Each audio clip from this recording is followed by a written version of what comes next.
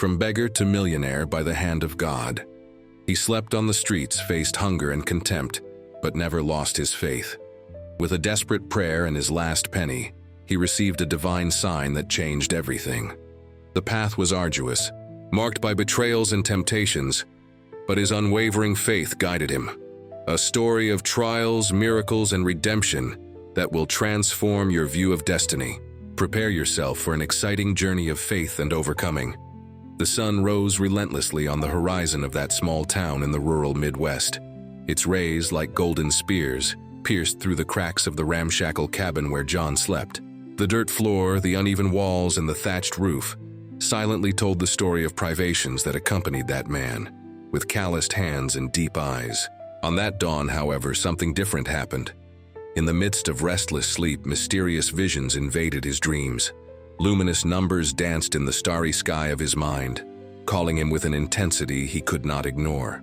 John woke up, startled, his heart pounding fast like a drum at the county fair.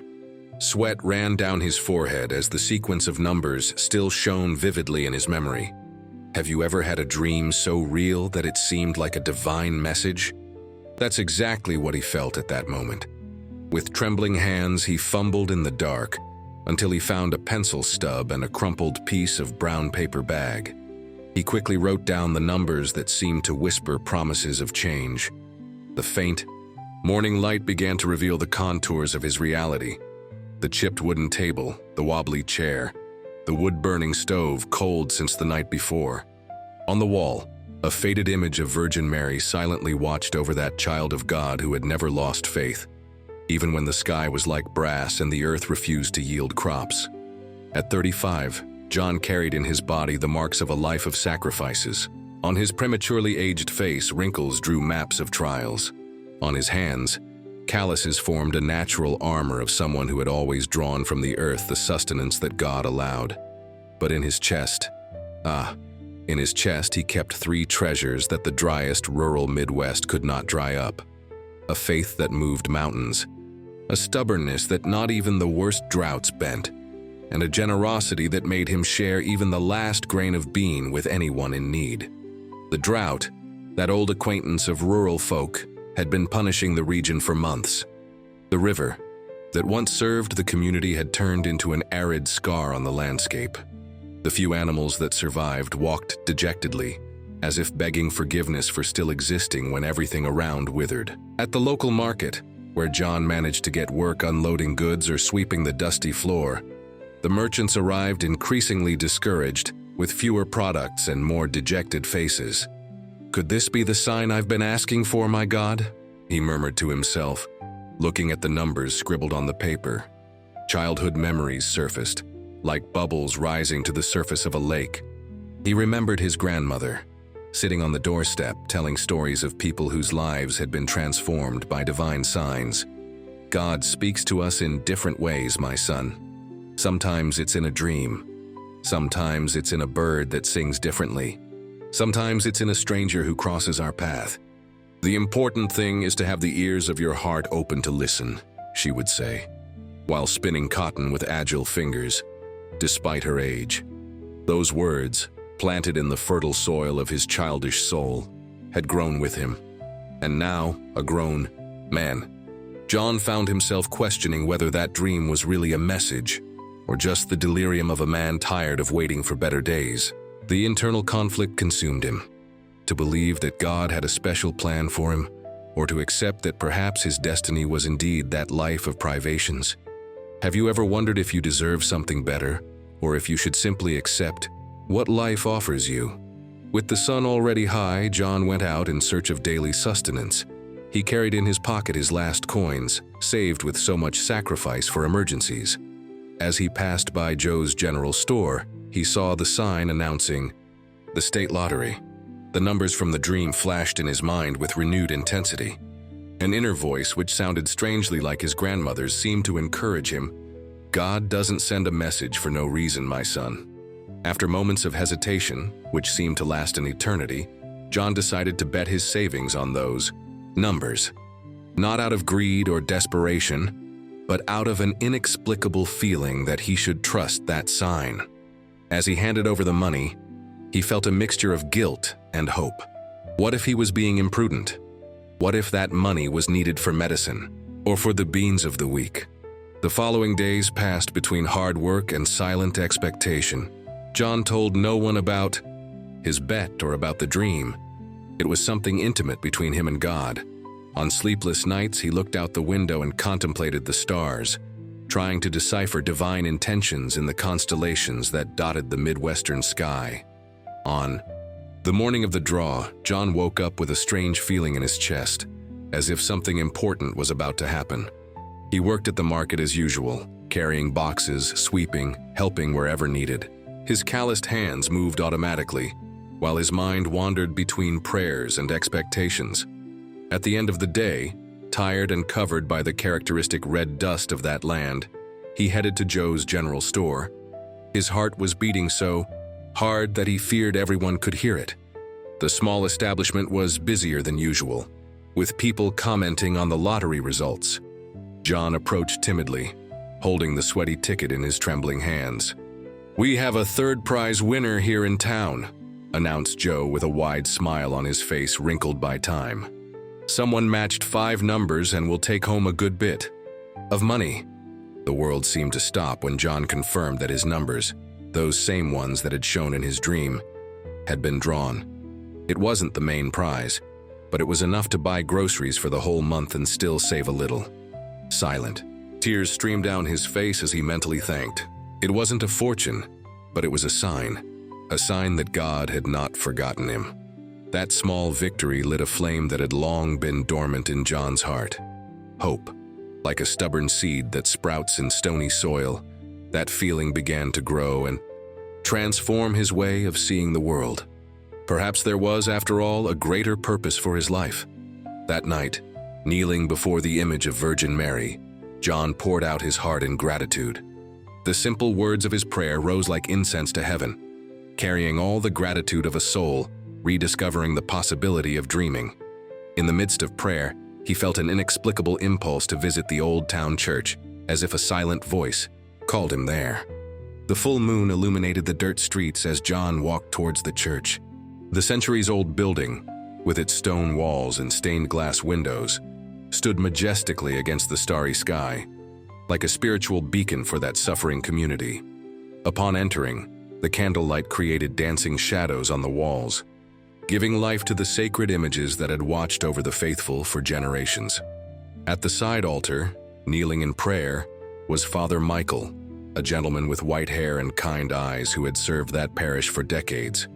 The clergyman, noticing John's presence, smiled with that serene wisdom that only years can grant. "What good winds bring you to the house of the Lord at this hour, my son?" asked the pastor, approaching with slow but firm steps. "I don't even know exactly, Father," replied John, feeling strangely comfortable opening his heart.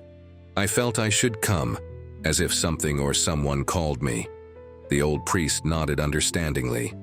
He had known John since he was a boy, and had always seen in him a potential that the young man himself seemed to ignore.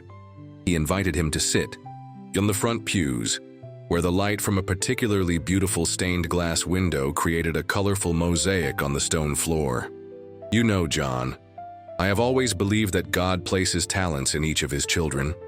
Talents that are not for our own pride, but to serve others and glorify him," began the priest with that voice that mixed authority and tenderness.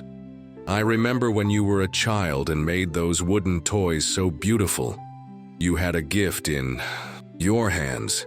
John smiled shyly, recalling the miniatures of cars, animals, and houses he sculpted with pieces of wood found along the way. It was a skill he had inherited from his grandfather, a simple man who transformed logs into art with a sharp knife and a lot of patience. "The parish has received a donation to start a small microcredit program," continued the priest, with a special sparkle in his eyes. "The idea is to help people in the community develop small businesses. I thought of you immediately." The priest's words fell like seeds in newly irrigated soil in John's soul. He had never considered the possibility of having his own business. He had always been a manual laborer, selling his strength to earn his daily bread.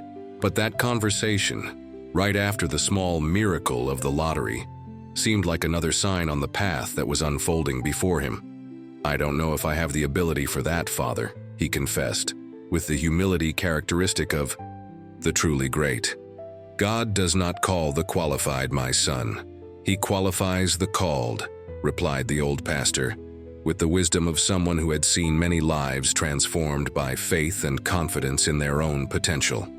That night, under the candlelight and the compassionate gaze of the saints on the walls of the old church, a dream was born. A small dream, like a mustard seed, but with the potential to grow and become a leafy tree where many would find shelter. With the small loan from the parish and the savings from the lottery prize, John started a modest craft business. He rescued the techniques he had learned from his grandfather, and that had been dormant for years. In a makeshift room in the back of his house, he began to work with oak wood, transforming seemingly worthless pieces into pieces of rare beauty.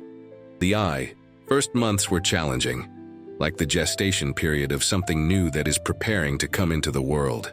At regional fairs, where he exhibited his pieces, he faced distrustful looks.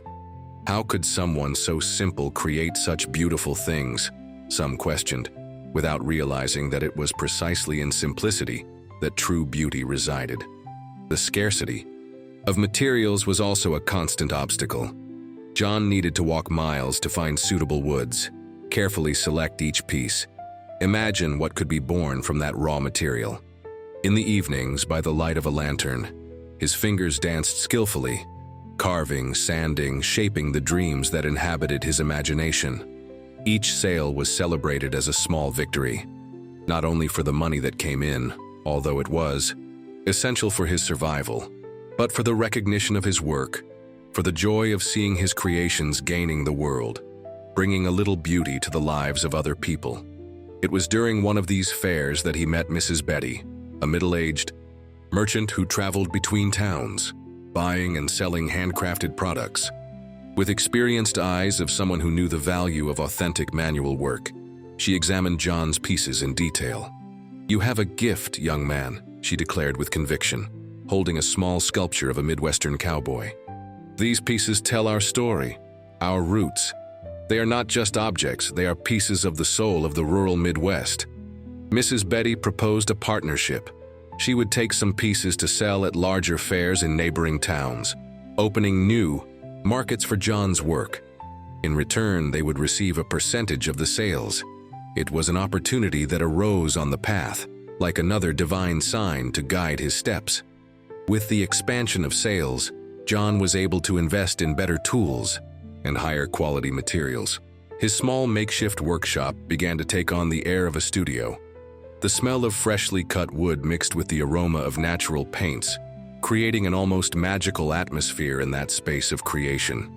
After 6 months of hard work, when his earnings finally allowed for a little more comfort, a used refrigerator, a new stove, some tiles to replace the thatched roof, the unexpected happened.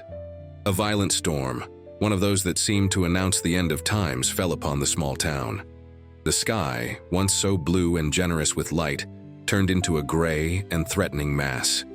Lightning bolts cut through the darkness like swords of fire, followed by the rumble of thunder that made the most solid structures tremble.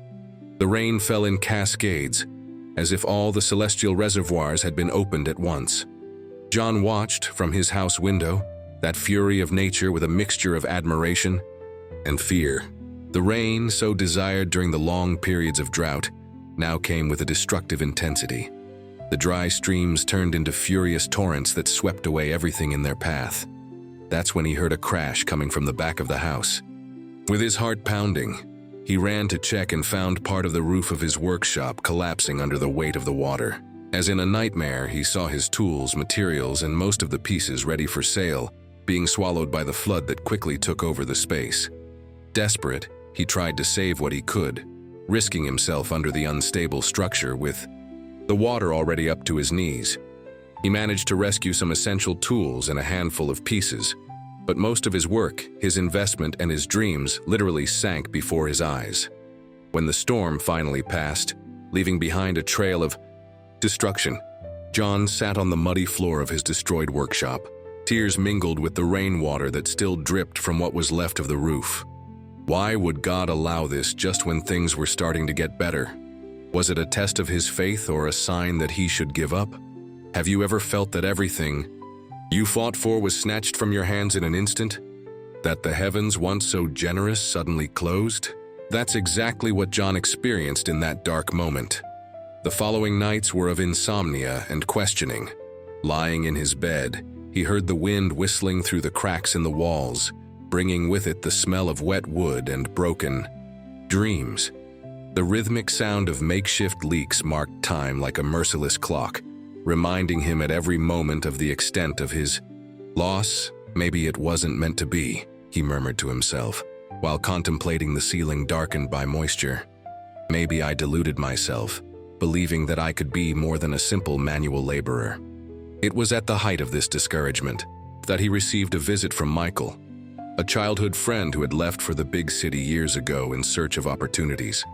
Now he returned, not as the frail boy who had left town, but as a confident man, wearing clothes that betrayed a certain prosperity. Michael was shocked to see the state of John's workshop, the walls stained by moisture, the floor still muddy, the crooked shelves where handcrafted pieces had once lined up. But what impressed him most were the few pieces that had survived the catastrophe. With the eyes of someone who knew the value of good workmanship, he examined each of them, marveling at his friend's skill. "This is extraordinary, John," he exclaimed, holding a small nativity scene carved in oak wood. "I've never seen anything like it, not even in the fine stores of the big city." John smiled sadly, explaining that this was all that remained of months of work. Michael, however, saw beyond the present devastation. He saw opportunity where his friend could only see ruins. "I have a proposal for you," said Michael, with that gleam in his eyes of someone who glimpses possibilities that others have not yet noticed. "I came back because I missed my roots, our land. I worked in sales in the big city and learned a lot about business. What do you think about becoming partners? I'll put in the capital to rebuild all this, and you teach me these impressive techniques you master." The proposal fell like a ray of sunshine amidst the dark clouds that hovered over John's life. It wasn't just an offer of partnership. It was a hand extended at the exact moment he needed it most. A new sign on the path that seemed to have been lost. With the capital injection brought by Michael, the small workshop was not only rebuilt, but transformed. Solid walls replaced the old, fragile structures. A resistant roof guaranteed protection against future storms. Quality tools occupied well-planned benches. The space exuded possibilities. Michael, with his experience in sales and marketing, soon realized that the differential of John's work lay precisely in his deep roots in the local culture. He created a website highlighting the traditional and authentic character of the pieces, telling the story behind each creation, valuing not only the final product, but the entire process and the cultural significance they carried. "People are tired of the artificial, the disposable," he explained while photographing John working to include in the promotional material. "They seek connection, authenticity, stories that touch the heart. And that's exactly what your work offers." The partnership thrived beyond the most optimistic expectations. John, now no longer alone on his journey, found in Michael not just a partner, but a brother with whom to share dreams and responsibilities. Together, they transformed what had started as a small survival venture into a promising business.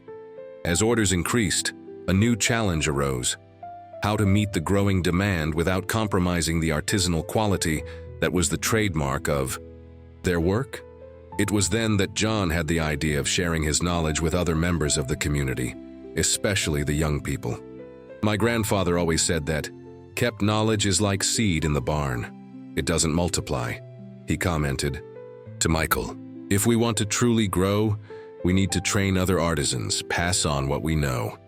Thus was born the small craft school, initially operating in the expanded workshop itself. Young people who previously saw migration to big cities as their only future now found an alternative: to learn a traditional craft, valued and with a growing market.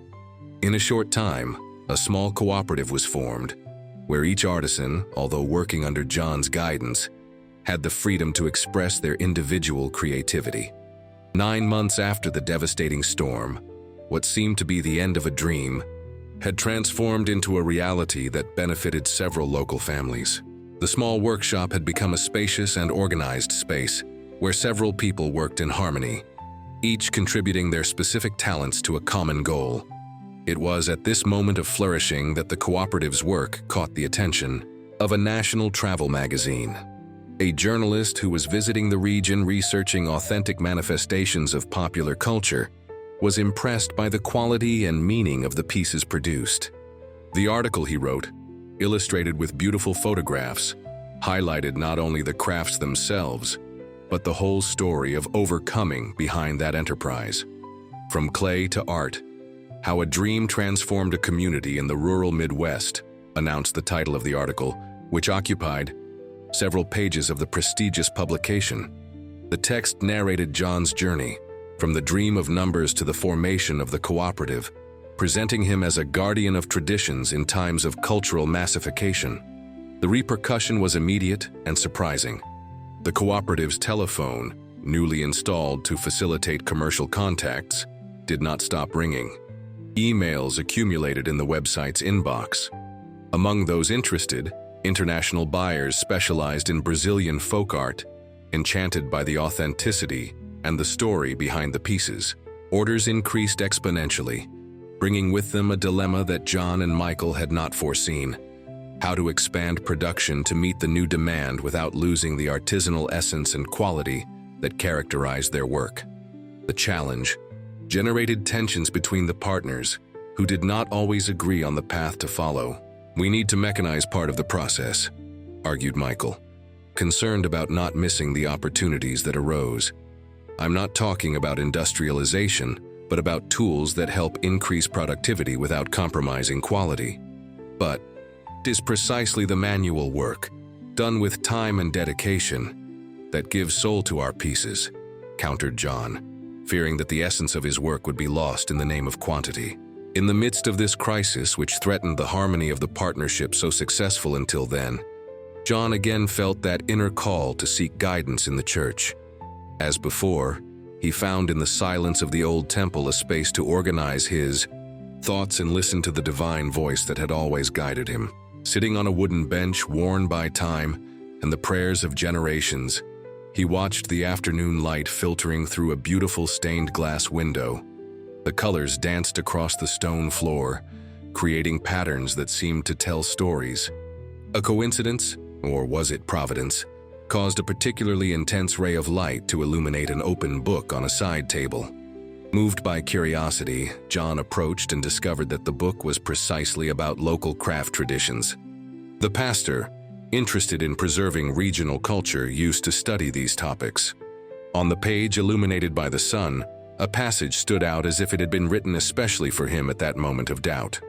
"The true wealth of a people lies, not only in their material resources, but mainly in their culture, in their know-how, in their traditions passed down from generation to generation. When this knowledge is lost, not only a community is impoverished, but all of humanity." Those words fell like seeds in fertile soil in John's restless soul. It was as if the answer to his dilemma was there, printed on those pages yellowed by time. It was not about choosing between growth or tradition, but about finding a path that allowed both to flourish. That's how the idea of the Midwestern Folk Art Cultural Center was born. More than a production space, it would be a place for preservation and transmission of knowledge, where traditional techniques would be taught and valued, while new artisans would be trained to meet the growing demands of the market. When sharing the idea with Michael, John found not only approval but enthusiasm. The partner immediately visualized the multiple possibilities of that project, which combined cultural preservation and economic development in an organic and sustainable way. "This is brilliant, John," exclaimed Michael with that characteristic gleam in his eyes. "We are not just building a business, we are creating a legacy, something that will remain even after we are no longer here." The Cultural Center project, elaborated with the help of an architect friend of Michael, provided for the construction of a spacious and functional space, which would include workshops, classrooms, a small museum of local crafts, and a store for direct commercialization of the pieces. All of this integrated harmoniously into the local landscape, using traditional construction techniques combined with modern sustainable solutions. The idea was so innovative and aligned with cultural valorization policies that it soon caught the attention of a government rural tourism incentive program. A representative visited the cooperative to learn about the work being done and was impressed by the social impact of the initiative. People who previously had no prospects now found not only employment, but purpose and dignity through handicraft work. This project has everything to become a model of sustainable development based on cultural valorization, said the representative, after learning in detail about the proposal. We would like to include it in our official tourist route, which would bring greater visibility and opportunities. The news, which should have been received with enthusiasm, brought with it new challenges. To integrate the official tourist route, complete formalization of the business and significant structural adaptations would be necessary. The estimated costs were far beyond what they had at the moment, even with the growth in sales. "We are so close," lamented John, contemplating the project drawings that now seemed distant from realization. Perhaps it is another test of our perseverance. That's when the unexpected once again interfered in the course of events. The report published in the travel magazine had reached places they never imagined.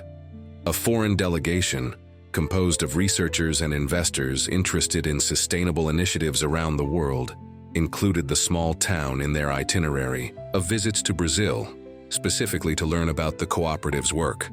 Among the visitors was Robert Miller, a French businessman passionate about traditional cultures and their preservation. Upon learning about John's work and his story of overcoming, he was deeply touched.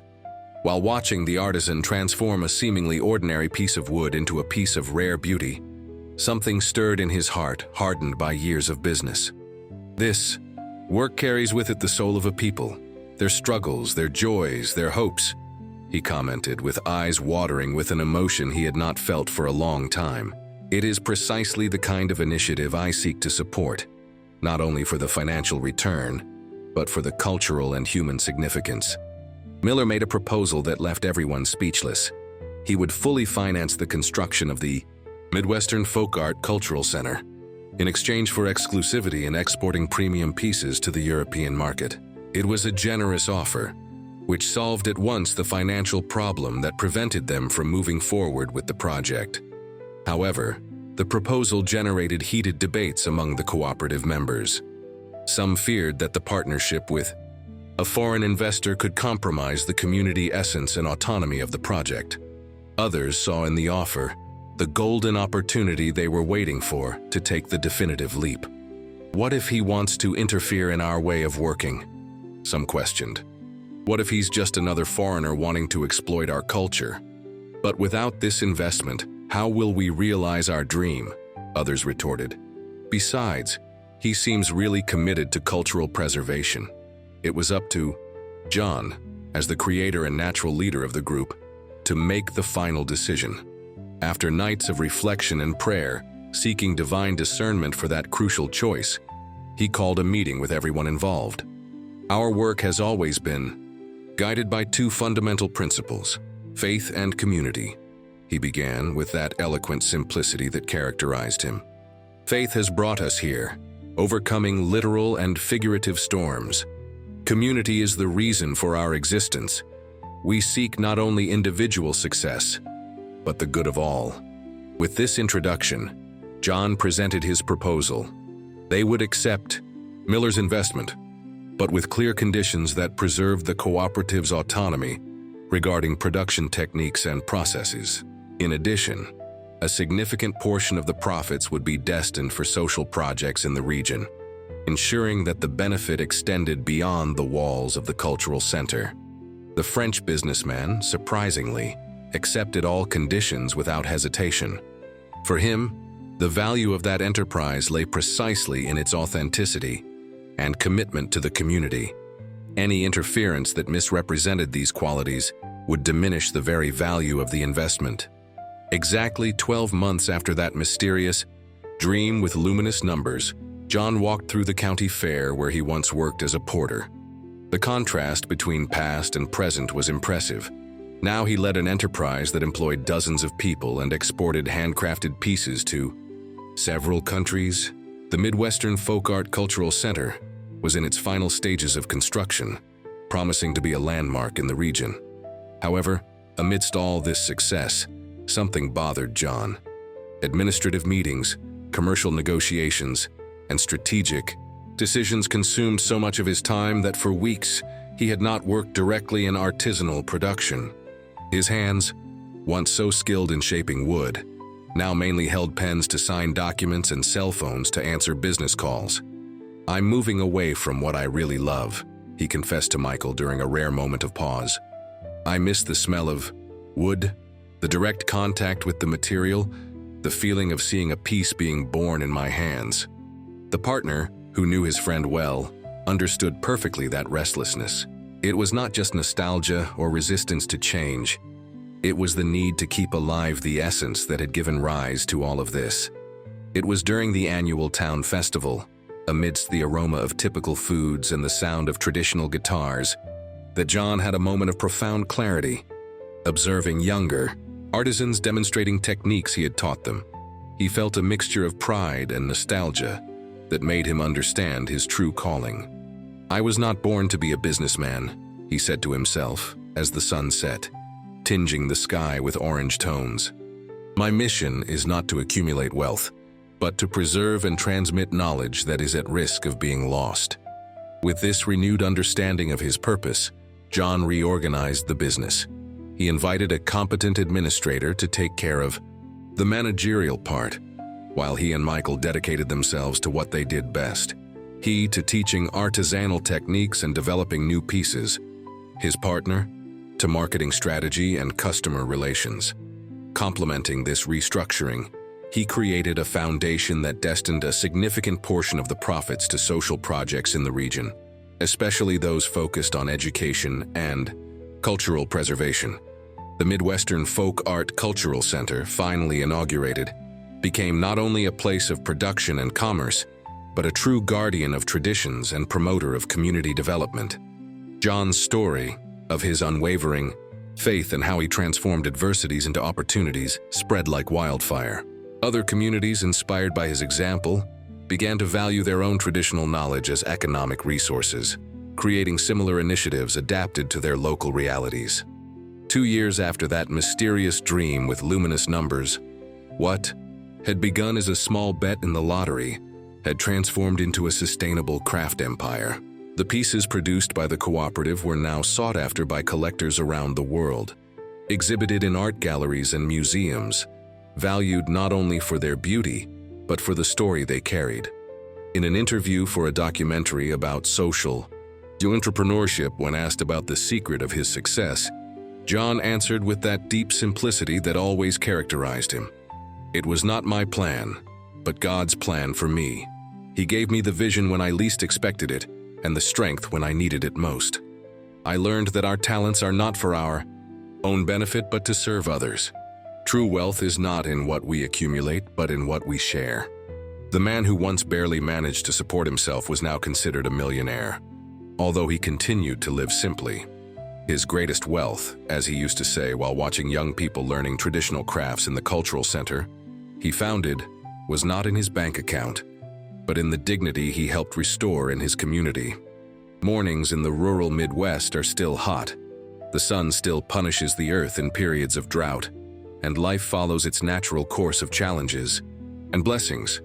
But now in that small town, there is a living story of overcoming that inspires each new day. A story that reminds us that sometimes God uses mysterious signs, like luminous numbers in a dream, to awaken in us the courage to take the first step towards the extraordinary destiny He has planned. And you, who have heard this story, so far, have you ever stopped to think about the signs that life has given you? About the opportunities disguised as obstacles? About the talents that may be dormant, waiting to flourish and benefit not only you, but everyone around you? As John discovered, sometimes the greatest miracle is not material wealth, but the discovery of the divine purpose for our existence.